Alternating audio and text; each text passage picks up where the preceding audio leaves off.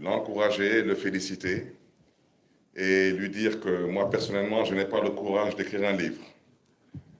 Je le ferai peut-être le jour où je quitterai la politique. Et comme ce n'est pas demain la veille, donc ce livre ne sera pas pour demain. Féliciter Abdou parce qu'effectivement, j'ai eu le privilège de servir avec lui dans la 12e législature. Mais bien avant cela, j'ai connu Abdou dans les jeunesses politiques. Nous avons partagé énormément de combats, nous avons partagé énormément de moments. Et je suis très heureux de voir certains de mes collègues dans cette salle. Je pense surtout à mon ami et frère Thierno Bokoum, que j'appelle aussi amicalement un honorable honoré dans l'honorabilité. Ils comprendront pourquoi. Saluer M. Baragay, avec qui nous avons aussi partagé les jeunesses politiques. Je vois dans cette salle mon ami Dr Malik Diop, mais bon, je garderai pour l'instant le sobriquet parce qu'il comprendra. Nous sommes tous de la même génération. Et c'est ça la politique.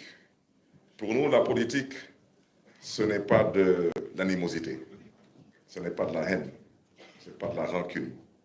C'est de l'adversité responsable et saine. Comme l'a dit Abdou, on n'est pas du même bord politique, mais c'est quelqu'un pour qui j'ai énormément d'amitié et d'affection. Quand le président Macky Sall est arrivé au pouvoir, j'étais en prison.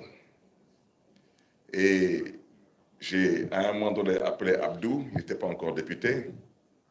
Et quand il est venu me voir à la prison de Rebeuss, je lui ai demandé pourquoi il n'était pas dans le premier gouvernement. Je me garderai de révéler sa réponse, mais ça confirme son engagement, son militantisme et sa détermination à accompagner le président Macky Sall. Parce que beaucoup de gens auraient réagi autrement par rapport à sa posture et son engagement auprès du président Macky Sall. Et après, je lui ai dit, mais tu voudras bien dire au président Macky Sall que j'ai passé un peu plus de temps en prison sous son magistère que sous le magistère du président Ouad qui est parti récemment et on se battait contre le 3e mandat.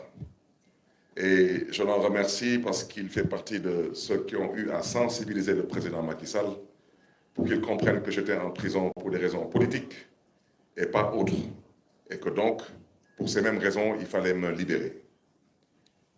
Abdou l'a dit, je n'ai pas encore lu son livre, mais pour vous montrer peut-être la profondeur de notre amitié, quand on devait lever mon immunité parlementaire à l'Assemblée nationale pour me juger, on était tous membres du bureau de l'Assemblée et je pouvais effectivement voir sa peine de devoir vivre cet exercice. Mais je lui ai fait comprendre que la République était au-delà de nos modestes personnes et que moi j'avais fait un choix. Et qu'en faisant ce choix, j'avais aussi compris des réalités politiques qui pouvaient être des réalités auxquelles je serais confronté dans un court terme. Et il l'a bien dit, pas du même bord politique. Il faisait peut-être partie de ceux qui levaient mon immunité parlementaire, peut-être pour me voir aller en prison, mais ça ne remettait pas en cause notre amitié. Ça ne remettait pas en cause notre relation. C'est un ami, c'est un frère. Il est voisin de Khalifa Sall à l'immeuble Québec. Et je lui disais, j'espère que tu n'es pas là pour espionner Khalifa.